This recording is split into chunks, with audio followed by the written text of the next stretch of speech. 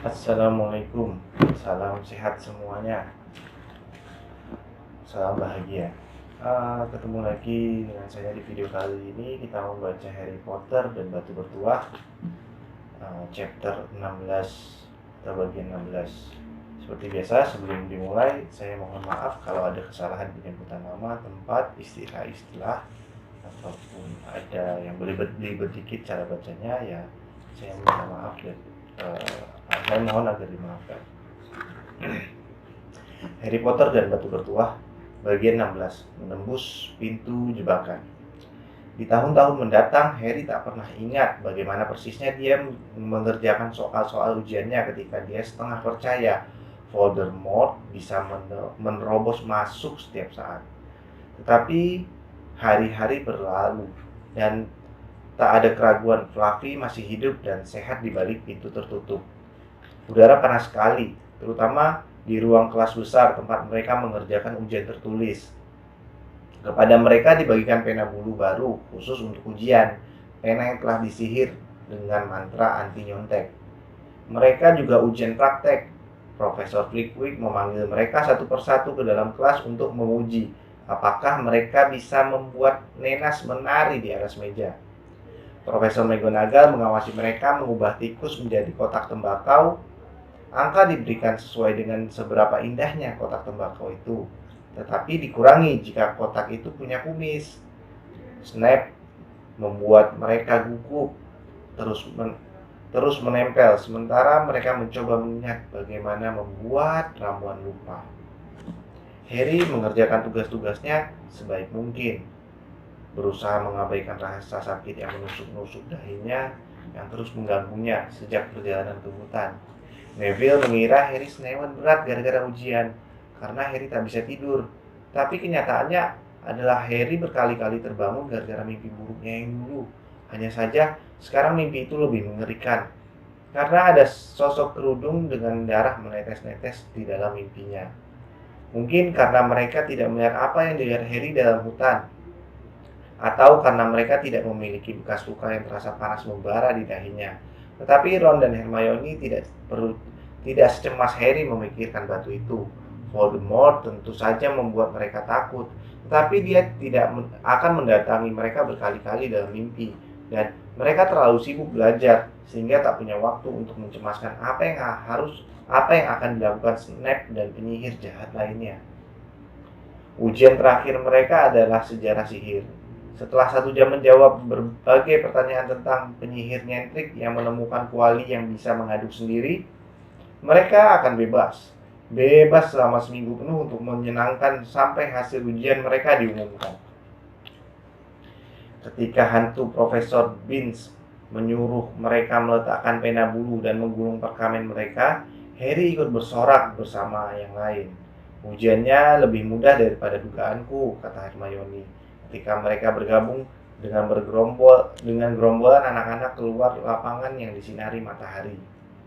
Aku tak perlu menghafalkan kitab perilaku manusia serigala tahun 1637 atau pemberontakan Elfric si penuh semangat. Hermione senang mendiskusikan soal-soal ujiannya, tetapi Ron mengatakan ini membuatnya pusing. Maka mereka pergi ke danau dan duduk di bawah pohon. Si kembar Weasley dan Lee Jordan sedang menggelitik sumut cumi-cumi raksasa yang sedang menghangatkan diri di air yang dangkal. Tak perlu lagi belajar. Ron menghela nafas dengan senang, berbaring di atas rumput. Ceria sedikit dong Harry. Kita punya waktu seminggu sebelum kita tahu ujian kita jeblok. Sekarang kita tak perlu cemas. Harry menggosok-gosok dahinya. Aku ingin tahu apa artinya ini, celetuknya jengkel. Bekas luka aku sakit terus sebelumnya memang pernah sakit, tapi tidak sesering ini. Pergilah ke Madame Pomfrey, Hermione mengusulkan. Aku tidak sakit, kata Harry. Kurasa ini peringatan, artinya akan ada bahaya. Ron tidak bisa diajak kompromi. Hawa terlalu panas. Harry, santai saja. Hermione benar. Batu itu aman selama Dumbledore ada. Lagi pula, kita tak pernah punya bukti Snape sudah menemukan cara melewati Fluffy. Kakinya pernah nyaris copot 1 kali. Dia tidak akan buru-buru lagi mencoba. dan Neville akan main Quidditch untuk tim Inggris sebelum Hagrid mengecewakan Dumbledore. Harry mengangguk, tetapi dia tidak akan menghilangkan perasaan bahwa ada sesuatu yang lupa dia lakukan, sesuatu yang penting. Ketika dia mencoba menjelaskan soal ini, Hermione berkata, "Itu cuma dampak ujian. Semalam aku terbangun dan sudah membaca setengah buku catatan transfigurasiku sebelum aku ingat ujian itu sudah selesai." Meski ujian sudah selesai masih terbangun langsung baca buku. Aduh, pecinta belajar Hermione. Meskipun demikian, Harry yakin perasaannya yang galau tidak ada hubungannya dengan ujian. Dia memandang seekor burung hantu terbang menuju sekolah melintasi langit biru cerah. Paruhnya menggigit surat. Hagrid lah satu-satunya orang yang pernah mengiriminya surat. Hagrid tak akan pernah mengkhianati Dumbledore. Hagrid tak akan pernah memberitahu siapapun bagaimana cara melewati Fluffy. Tak pernah. Tetapi mendadak Harry melompat bangun. "Mau kemana kau?" tanya Ron mengantuk. "Baru saja terpikir olehku," kata Harry. Wajahnya sudah menjadi pucat. "Kita harus menemui Hagrid." "Sekarang? Kenapa?" Hermione tersengal berusaha mengejar Harry. "Tidakkah menurut kalian agak aneh," kata Harry sambil mendaki lereng berumput, "bahwa Hagrid sangat ingin memiliki naga, dan tiba-tiba saja muncul orang asing yang kebetulan punya telur naga dalam kantongnya. Berapa orang sih yang berpergian membawa telur naga, padahal sebetulnya itu dilarang oleh undang-undang penyihir. Untung mereka menemukan Hagrid. Iya kan? Betapa aku tidak menyadari hal ini sebelumnya." "Apa sih maksudmu?" tanya Ron. Tapi Harry yang berlari menyeberangi lapangan menuju tepi hutan tidak menjawab. Hagrid sedang duduk di kursi berlengan di luar rumahnya. Celana panjang dan lengan kemejanya digulung, dan dia sedang mengupas kacang polong yang kemudian dimasukkan ke dalam mangkuk besar. "Halo," sapanya tersenyum. "Selesai ujian? Ada waktu untuk minum?" "Ada," kata Ron, tetapi Harry menyela. "Tidak, kami sedang terburu-buru. Hagrid, aku harus tanya sesuatu padamu. Kau ingat, malam kau memenangkan Norbert. Seperti apa orang asing yang main kartu denganmu itu?" "Tak tahu," kata Hagrid santai. Dia tak mau lepaskan kerudungnya. Hagrid melihat mereka bertiga kaget dan dia mengangkat alisnya. "Tidak begitu luar biasa. Ada banyak orang aneh di Hogshead. Itu nama tempat minum di desa itu. Mungkin saja dia pedagang naga kan? Aku tak pernah melihat mukanya. Kerudungnya dipakai terus." Harry terenyak duduk di sebelah mangkuk kacang polong. "Apa yang kau obrolkan dengannya? Apa kau menyebut-nyebut Hogwarts?" "Mungkin saja," kata Hagrid mengkerut keningnya, berusaha mengingat-ingat. "Ya, dia tanya aku kerja apa, dan kukatakan aku pengawas binatang liar di sini. Dia tanya-tanya sedikit tentang makhluk-makhluk apa saja yang aku pelihara. Jadi kuceritakan dan kubilang yang sebetulnya kuinginkan adalah naga. Dan kemudian aku tak ingat persis karena dia terus-menerus membelikan aku minum. Coba ku ingat, ya. Kemudian dia bilang dia punya telur naga dan kami bisa main kartu dengan telur itu sebagai taruhannya kalau aku mau. Tapi dia harus yakin aku bisa merawat naganya. Dia tak mau telur naganya jatuh ke rumah sembarangan. Jadi ku bilang, setelah Fluffy, naga sih barang yang mudah. Dan apakah dia kelihatannya tertarik pada Fluffy?" Harry bertanya berusaha agar suaranya tenang. Ya, ada berapa anjing kepala 3 yang kau temui, bahkan di Hogwarts sekalipun. Jadi kau ceritakan, Fluffy barang mudah kalau kau tahu cara menenangkan dia. Mainkan saja musik, maka dia akan langsung tertidur. Mendadak Hagrid tanpa ketakutan. "Seharusnya tak aku ceritakan pada kalian," setegah Hagrid. "Lupakan saja apa yang aku barusan bilang." "Hei, mau kemana kalian?" Harry, Ron, dan Hermione sama sekali tidak saling bicara sampai mereka berhenti di aula depan yang terasa sangat dingin dan suram dibanding dengan di luar. "Kita harus menemui Dumbledore," kata Harry. "Hagrid memberitahu orang asing itu cara melewati Fluffy, dan entah Snape atau Voldemort di bawah kerudung itu. Pasti soal gampang. Begitu dia berhasil membuat Hagrid mabuk. Kuharap saja Dumbledore mempercayai kita. Firenze mungkin mau mendukung kita kalau Bane tidak melarangnya. Di mana kantor Dumbledore? Mereka memandang berkeliling, seakan berharap melihat papan yang bisa menunjukkan arah yang benar. Mereka tak pernah diberitahu di mana Dumbledore tinggal, dan mereka pun belum pernah bertemu seseorang yang pernah pergi ke kediaman Dumbledore. Kita harus... Harry baru mulai berkata ketika mendadak terdengar suara dari seberang aula. Apa yang kalian lakukan di sini? Profesor McGonagall membawa setumpuk buku. Kami ingin menemui Profesor Dumbledore, kata Hermione agak nekat. Pikir Harry dan Ron. Menemui Profesor Dumbledore, Profesor McGonagall mengulang. Seakan itu hal yang sangat aneh. Kenapa? Harry menelan ludah. Sekarang bagaimana? Ini semacam rahasia katanya. Lalu langsung menyesal karena lubang hidung Profesor McGonagall langsung melebar.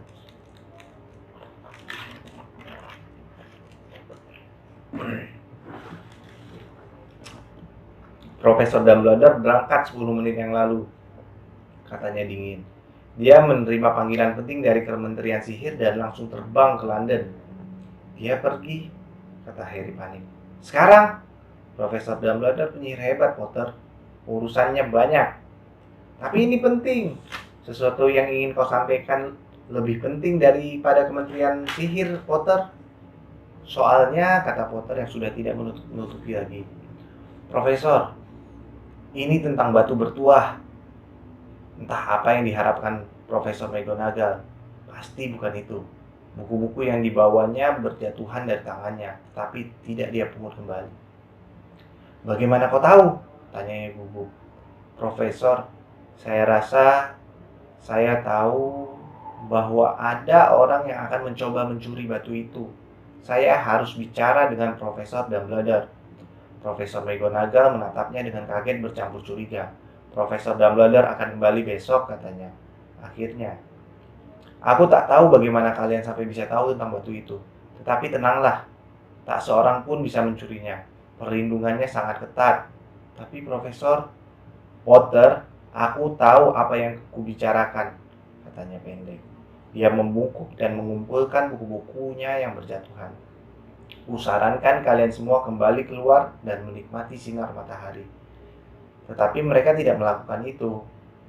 Pasti malam ini, kata Harry. Begitu dia yakin Profesor McGonagall tak bisa mendengarkannya. Snape yang akan masuk lewat pintu jebakan malam ini. Dia sudah berhasil mengetahui semua yang diperlukannya dan dia berhasil menyingkirkan Dumbledore. Dialah yang mengirim surat itu. Pasti Kementerian Sihir akan kaget begitu Dumbledore muncul. Tapi apa yang bisa kita... Hermione terperangah. Harry dan Ron berbalik. Ada Snape. Selamat sore, katanya lancar, kata Snape. Mereka terbelalak memandangnya. Kalian seharusnya tidak berada di dalam pada hari seindah ini, katanya dengan senyum aneh. Kami baru, kata Harry tanpa tahu apa yang akan dikatakannya. Kalian seharusnya lebih hati-hati, kata Snape. Kasak-kusuk begini, orang-orang akan mengira kalian hendak berbuat sesuatu. Dan riskan sekali bagi Gryffindor kalau kehilangan angka lebih banyak lagi, kan? Wajah Harry memerah. Mereka berbalik hendak keluar, tetapi Snape memanggil mereka kembali. Ingat, Potter, sekali lagi berkeliaran di malam hari, aku sendiri yang akan memastikan kau dikeluarkan. Selamat sore. Dia berjalan menuju ruang guru, menuruni undakan batu di luar. Harry menoleh kepada kedua temannya. Baik, ini yang akan kita lakukan, bisikin tegang. Salah satu dari kita harus memata-matai Snape. Tunggu di luar ruang guru dan ikuti dia kalau dia keluar. Hermione, sebaiknya kau saja.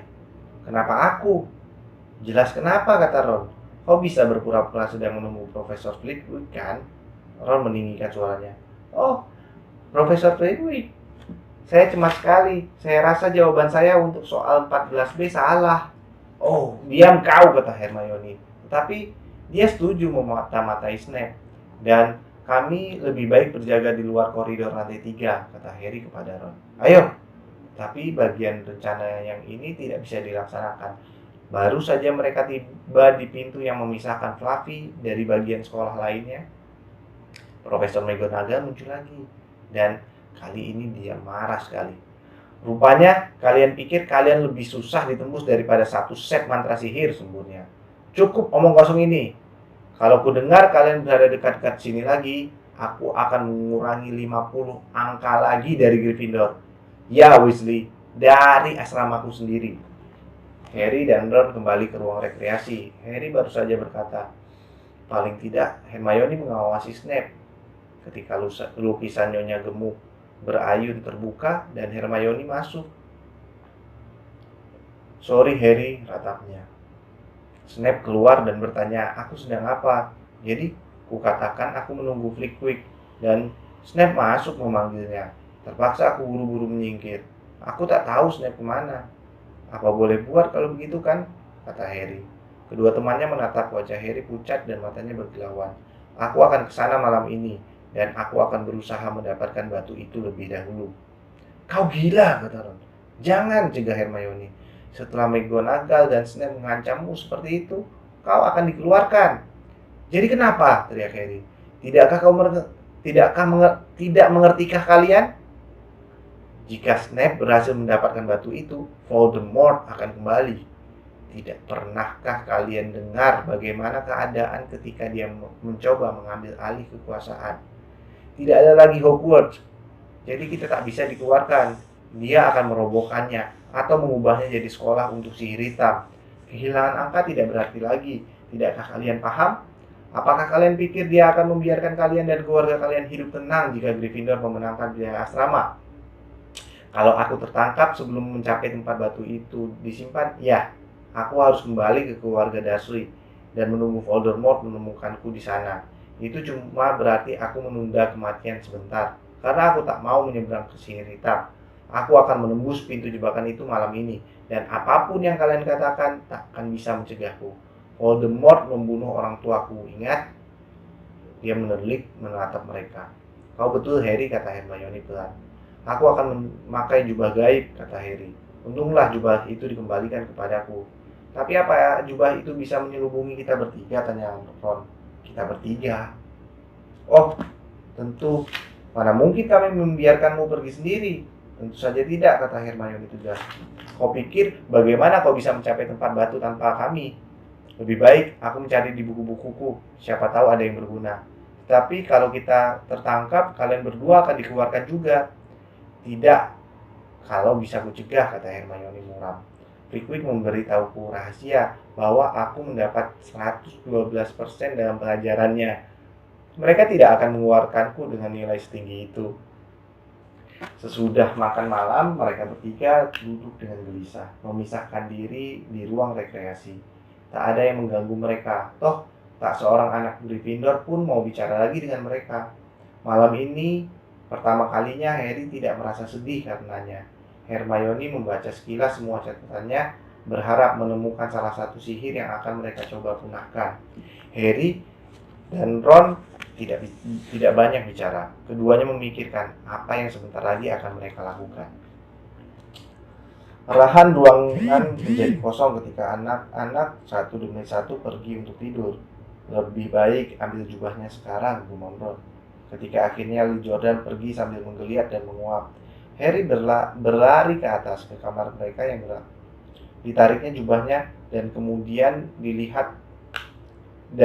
terlihat olehnya seruling hadiah Natal dari Hagrid di kantornya. Seruling itu akan digunakan pada Fluffy. Dia sedang tak ingin menyanyi. Harry berlari kembali ke ruang rekreasi. Lebih baik kita pakai jubahnya di sini. Dan kita pastikan jubah ini menyelubungi kita bertiga. Kalau Filch melihat sepotong kaki kita berjalan sendiri, apa yang akan kalian lakukan? Terdengar suara dari sudut ruangan. Neville muncul dari balik kursi, memegangi Trevor si katak yang kelihatannya baru saja mencoba kabur. Tidak apa-apa Neville, kata Harry cepat-cepat menyembunyikan jubah di belakang punggungnya. Neville menatap wajah mereka yang bersalah. Kalian akan keluar lagi, komentarnya. Tidak, kata Hermione. Kami tidak akan keluar. Kenapa kau tidak tidur saja, Neville? Harry memandang jam besar yang berdiri dekat pintu. Mereka tak bisa lagi membuang-buang waktu. Mungkin sekarang Snape sudah memainkan musik untuk menghidupkan Fluffy. Kalian tak boleh keluar, kata Neville. Kalian akan terperangkap lagi. Gryffindor akan lebih parah. Kau tidak mengerti, kata Harry. Ini penting. Tapi Neville jelas mengeluarkan diri untuk bertindak nekat. Tak akan kubiarkan kalian keluar, katanya. Aku akan bergegas berdiri depan lubang lukisan. Aku akan melawan kalian. Neville, Ron meledak. Minggir dari lubang itu dan jangan bego. Jangan menyebutku bego, kata Neville. Menurutku kalian tak boleh lagi melanggar peraturan. Dan kalianlah yang menasihatiku agar berani melawan yang tidak benar. Ya, tapi bukan terhadap kami, kata Ron putus asa. Neville, kau tak tahu apa yang kau lakukan. Ron maju selangkah dan Neville menjatuhkan Trevor si katak yang langsung melompat lenyap dari pandangan. Ayo, kalau begitu, coba pukul aku, kata Neville mengangkat tinjunya. Aku siap. Harry menoleh kepada Hermione. Lakukan sesuatu, katanya putus asa. Hermione maju. Neville, katanya, aku minta maaf. Aku terpaksa berbuat begini. Diangkatnya tongkatnya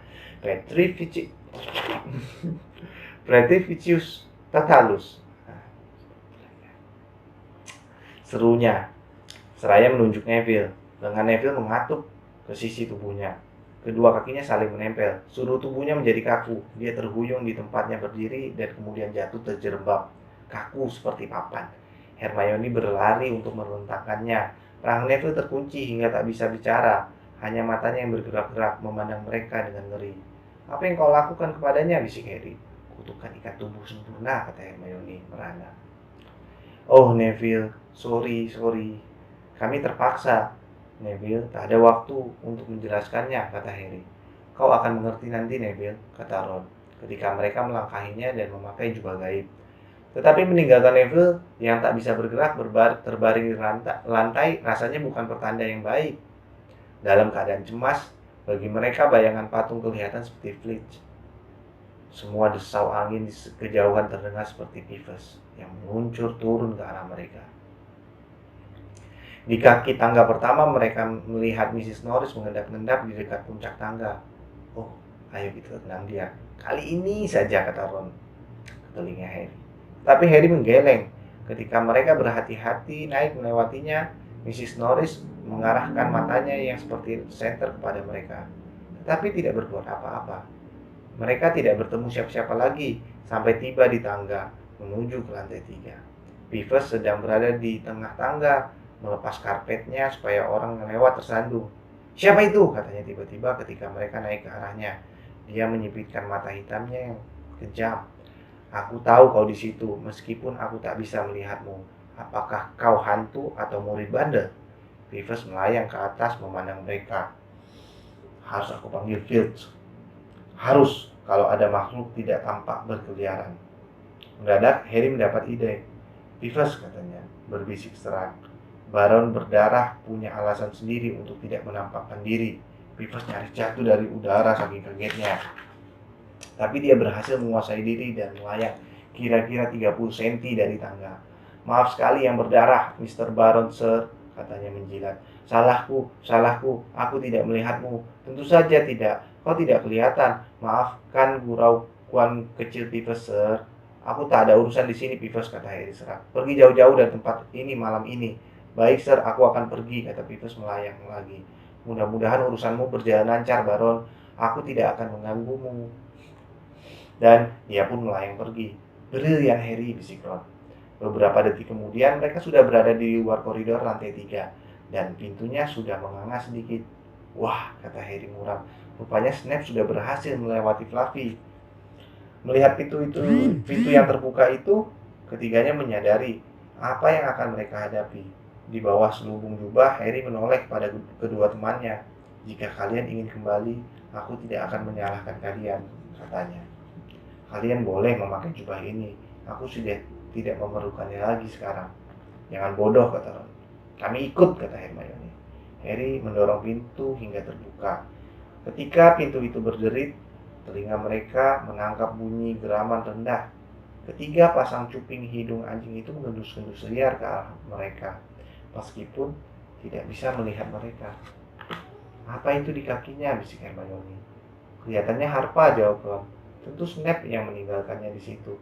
"Anjing itu pastilah langsung terbangun ketika Snape berhenti bermain," kata Harry. "Nah, sekarang giliran kita." Harry meletakkan seruling Hagrid ke bibirnya dan meniupnya. Tak bisa disebut lagu, tetapi begitu mendengar nada pertama, mata binatang itu mulai meredup. Harry nyaris tak berani menarik napas. Perlahan-lahan geraman anjing itu mereda. Dia terhuyung dan mendekam pada lututnya, lalu ambruk ke lantai, tertidur nyenyak. "Mainkan terus," Ron memperingatkan Harry ketika mereka keluar dari bawah jubah dan berjingkat menuju ke pintu jebakan. Mereka bisa merasakan napas si anjing yang panas dan berbau ketika mereka mendekati kepala-kepala raksasa itu. "Kurasa kita akan bisa membukanya," kata Ron melongok melewati punggung si anjing. "Mau masuk duluan, Hermione?" "Tidak." "Baiklah." Ron menggertakkan gigi dan hatinya melangkahi kaki si anjing. Dia membungkuk dan menarik gelang-gelang pada pintu jebakan yang langsung menjeblak ke atas dan membuka. "Apa yang bisa kau lihat?" tanya Hermione cemas. "Tidak ada, cuma gelap. Tidak ada tangga turun. Kita harus melompat." Harry yang masih meniup seruling melambaikan kepada Ron untuk menunjuk-nunjuk dirinya. "Kau mau turun duluan ya?" "Yakin?" tanya Ron. "Aku tak tahu seberapa dalamnya." Berikan serulingnya kepada Hermione supaya dia bisa membuat anjing itu terus tertidur. Harry menyerahkan serulingnya. Dalam beberapa detik tanpa tiupan seruling, anjing itu menggeram dan bergerak. Tetapi begitu Hermione mulai meniupnya, dia kembali tidur nyenyak. Harry melompati si anjing dan memandang ke bawah tempat lubang pintu jebakan. Dasarnya sama sekali tidak kelihatan. Dia turun ke dalam lubang sampai cuma bergantung pada jari-jarinya. Kemudian dia menongak kepada Ron dan berkata, "Kalau terjadi sesuatu padaku, jangan susul aku. Langsung pergi ke kandang burung hantu dan kirim Hedwig ke Dumbledore." "Oke, oke," kata Ron. "Sampai ketemu sebentar lagi, mudah-mudahan." Dan Harry melepaskan pegangannya. Udara dingin yang lembab menerpanya sementara dia terjatuh, makin lama makin dalam, dan bunyi "bluk".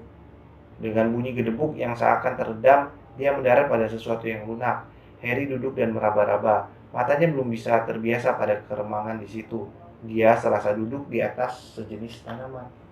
"Aman!" teriaknya ke cahaya sebesar perangko yang merupakan pintu jebakan. "Tempat mendaratnya lunak. Kau bisa lompat." Ron langsung menyusul. Dia mendarat terlentang di sebelah Harry. "Apa ini?" katanya. "Apa ini?" adalah kata-kata yang pertama yang keluar dari mulut Ron. "Entahlah, semacam tanaman. Kurasa ada di sini untuk menahan pendaratan." "Ayo Hermione." Suara musik di kejauhan berhenti, terdengar gonggong keras anjing, tetapi Hermione sudah lompat. Dia mendarat di sisi Harry yang lain. Di sisi lain Harry.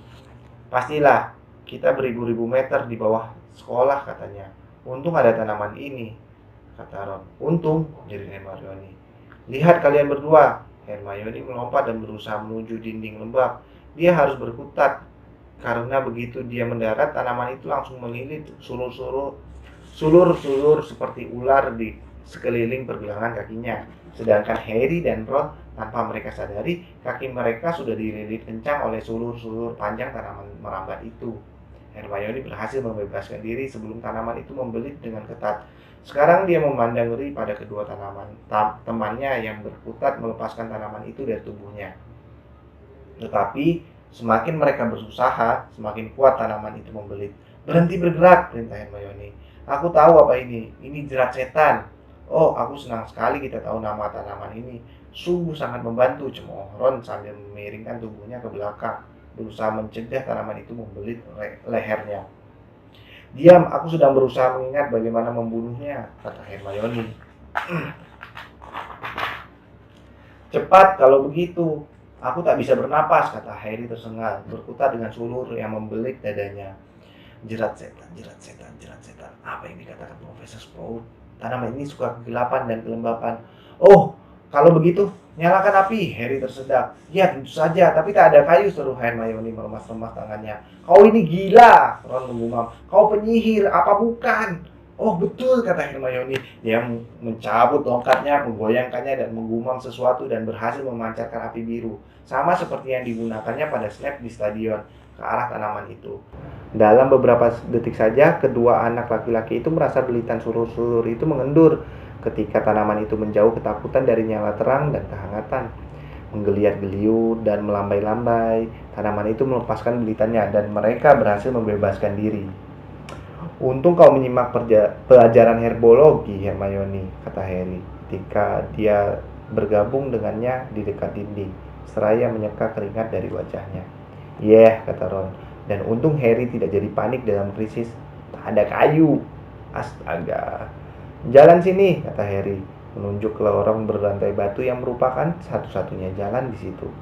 Satu-satunya bunyi yang bisa mereka dengar selain langkah-langkah mereka sendiri adalah tetes-tetes air lembut yang jatuh dari dinding. Lorong itu menurun, mengingatkan Harry pada Gringotts. Hatinya tersentak ketika dia teringat naga-naga yang kabarnya menjaga ruangan-ruangan besi di bank para penyihir itu.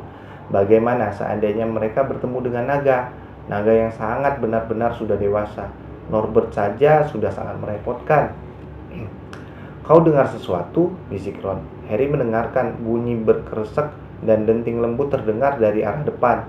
Menurutmu itu hantu? Entahlah, kedengarannya seperti sayap bagiku.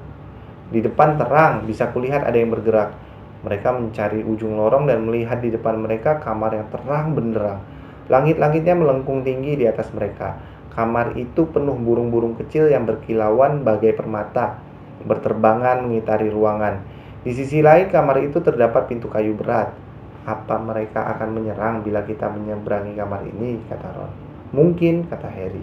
Kayaknya sih mereka tidak galak. Tapi kalau menyerang bersamaan, ya tak ada jalan lain.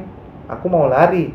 Harry menarik napas dalam-dalam, menutupi wajahnya dengan lengannya dan berlari menyeberangi ruangan. Dia mengira paruh dan cakar tajam akan merobek-robeknya setiap saat, tapi ternyata tidak. Dia tiba di pintu dengan selamat. Ditariknya pegangan pintu itu. Pintu itu terkunci. Kedua temannya mengikutinya. Mereka menarik dan mendorong pintu itu, tapi pintunya tak bergerak, bahkan tidak juga ketika Hermione mencoba mantra Alohomoranya. Sekarang bagaimana? Kata Ron. Burung-burung ini, mereka tak mungkin ada di sini hanya untuk dekorasi saja, kata Hermione. Mereka mengawasi burung-burung yang berterbangan di atas berkilauan. Berkilauan? Mereka bukan burung, celutuk Harry tiba-tiba. Itu kunci bersayap. Lihat dengan teliti. Itu berarti Harry melihat berkeliling ruangan sementara kedua temannya menyipitkan mata, memandang kawanan kunci itu. Ya, lihat, sapu, kita harus menangkap pintu itu. Tapi ada ratusan kunci. Ron mengamati lubang kunci pintu. Yang kita cari adalah kunci kuno besar, mungkin perak seperti pegangan pintunya. Mereka masing-masing menyambar sapu dan menyentak ke atas, melayang ke tengah gerombolan kunci itu.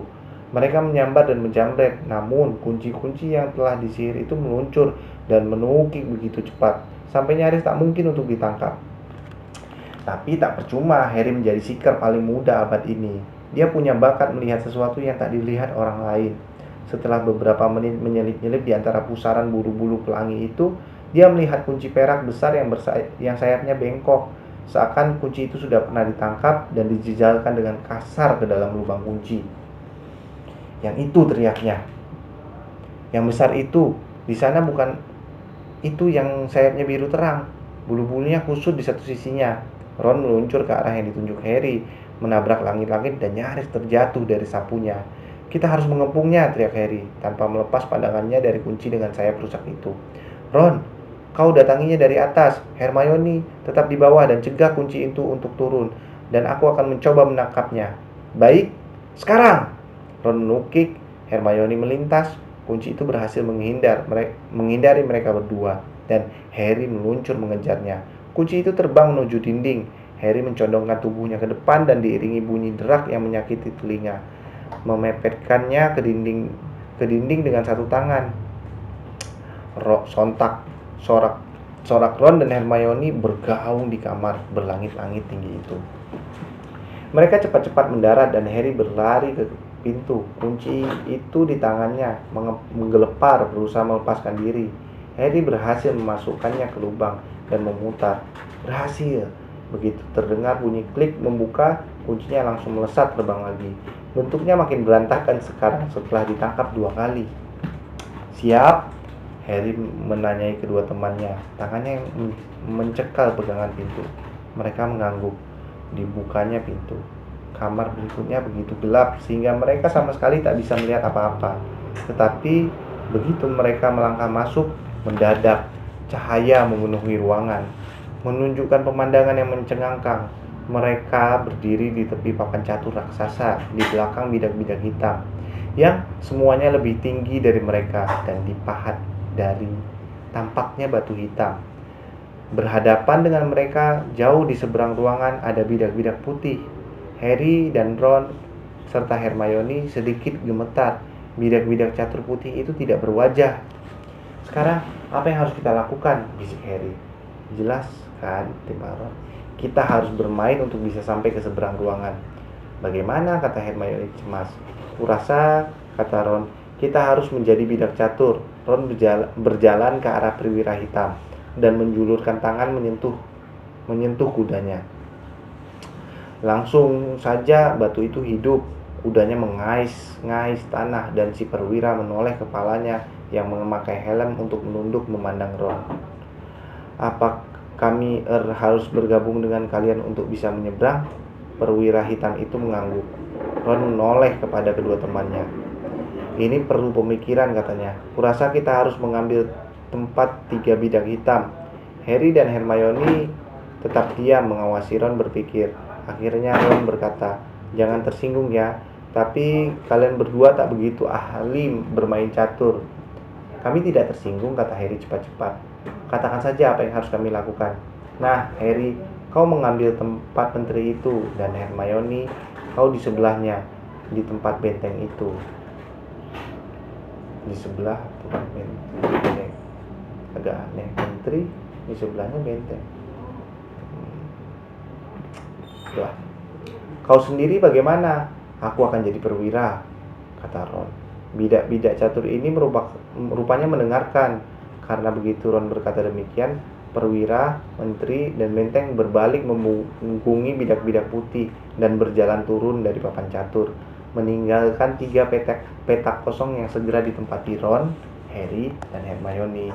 Putih selalu melangkah duluan dalam permainan catur, kata Ron, menyipitkan mata memandang ke seberang. Ya, lihat, satu pion putih melangkah maju 2 petak. Ron mulai mengarahkan bidak-bidak hitam. Mereka bergerak diam mengikuti perintahnya. Lutut Harry gemetar. Bagaimana kalau mereka kalah? Harry bergerak diagonal 4 petak ke kanan. Pukulan pertama mereka terjadi ketika perwira hitam satunya ditawan. Si ratu putih membantingnya ke lantai dan menyeretnya keluar papan. Si perwira menggeletak tak bergerak, tengkurap.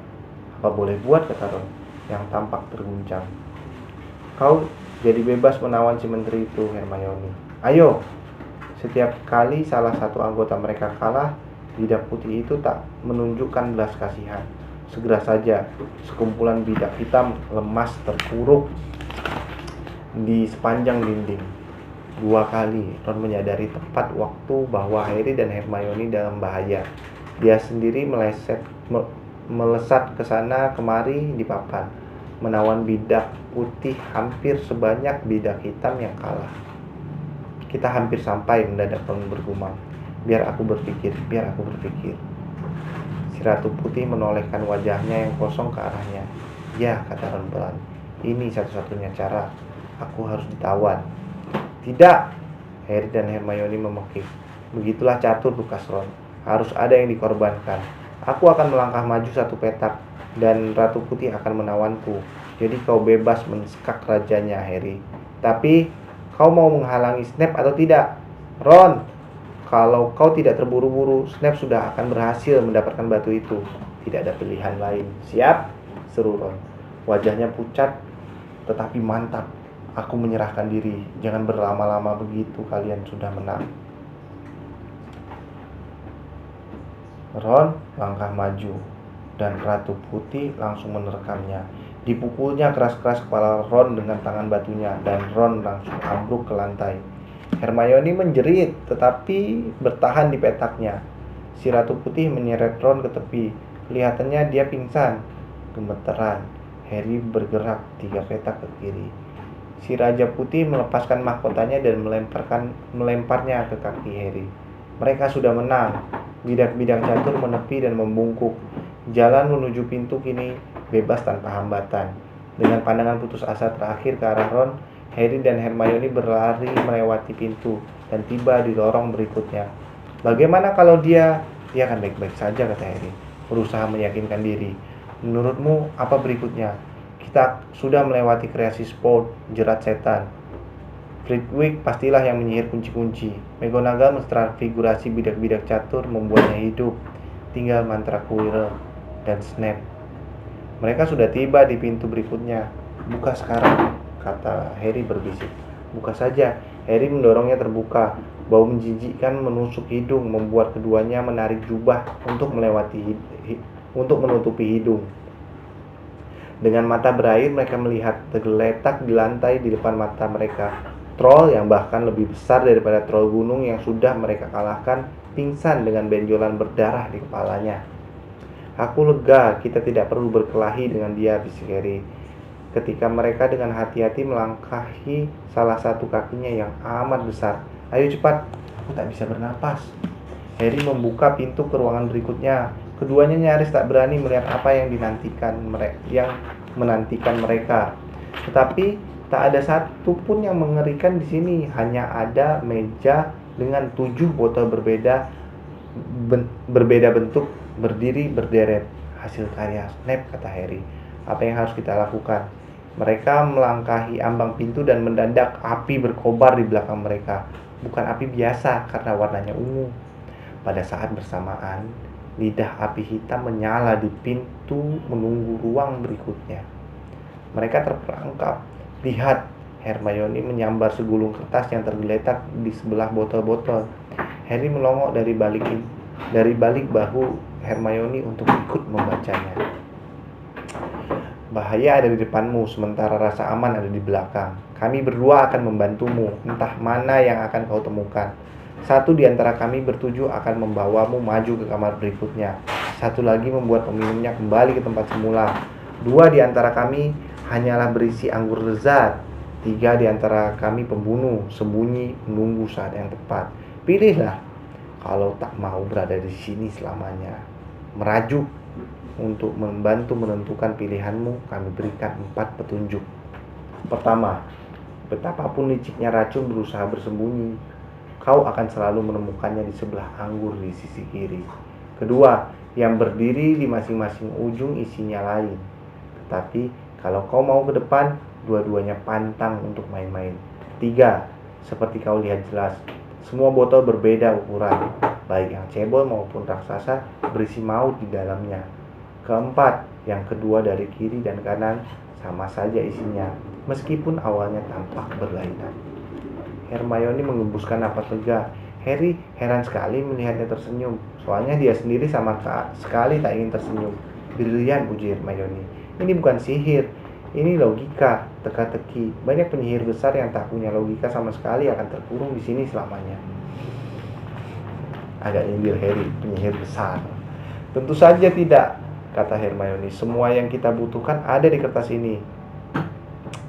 7 botol, 3 diantaranya racun, 2 anggur, 1 akan membawa kita selamat melewati api hitam itu, dan 1 lagi akan membawa kita kembali lewat api ungu. Tapi bagaimana kita tahu yang mana yang harus diminum? Beri aku waktu sebentar. Hermione membaca kertas itu beberapa kali. Kemudian dia berjalan mondar-mandir di depan pintu deretan botol, bergumam sendiri dan menunjuk-nunjuk botol-botol itu. Akhirnya dia bertepuk tangan. Aku tahu, katanya. Botol paling kecil akan membawa kita melewati api hitam menuju ke batu bertuah. Harry memandang botol kecil mungil itu. Isinya hanya cukup untuk 1 orang, katanya. 1 teguk saja pun tak ada. Mereka saling pandang. Mana yang bisa membawamu melewati api ungu? Hermione menunjuk botol bulat di ujung deretan. Kau minum yang itu, kata Harry. Tidak, dengar, kembalilah dan ajak Ron. Ambil sapu dari kamar kunci terbang. Sapu itu bisa membawa kalian keluar dari pintu jebakan dan melewati Fluffy. Langsung pergi ke kandang burung hantu dan kirim Hedwig ke Dumbledore. Kita memerlukan dia. Aku mungkin sanggup menahan Snape untuk sementara waktu, tetapi aku sama sekali bukan tandingannya. Tapi Harry, bagaimana kalau kau tahu siapa ada bersamanya? Ya, aku pernah beruntung sekali kan, kata Harry menunjuk bekas lukanya. Siapa tahu aku beruntung lagi. Bibir Hermione bergetar. Mendadak dia berlari mendekati Harry dan memeluknya. Hermione, Harry, kau penyihir hebat. Aku tidak sepandai kau, kata Harry. Malu sekali ketika Hermione melepaskannya. Aku, kata Hermione, buku-buku dan kepintaran. Ada banyak hal penting lainnya, persahabatan dan keberanian. Dan Harry, hati-hati ya. Kau minum dulu, kata Harry. Kau yakin mana botol yang benar kan? Pasti, kata Hermione. Diminum isi botol bulat itu dan dia bergidik. Bukan racun? Tanya Harry cemas. Bukan, tapi seperti es. Cepat sebelum khasiatnya luntur. Semoga berhasil. Jaga dirimu. Pergilah. Hermione berbalik dan melangkahi api ungu. Harry menarik napas dalam-dalam dan mengambil botol terkecil. Dia berbalik menghadapi api hitam. Aku datang, katanya. Dan dihabiskannya isi botol kecil itu dalam sekali teguk. Memang seolah es mengalir di tubuhnya. Ditaruhnya kembali botol itu dan melangkah maju. Diberanikan dirinya. Dilihat lidah api hitam menjilat tubuhnya. Tapi tak ada yang dirasakan. Untuk sesaat dia tak bisa melihat apapun kecuali api hitam. Tahu-tahu dia sudah berada di sisi lain di kamar terakhir. Sudah ada orang lain di situ. Bukan Snape dan bukan pula Voldemort.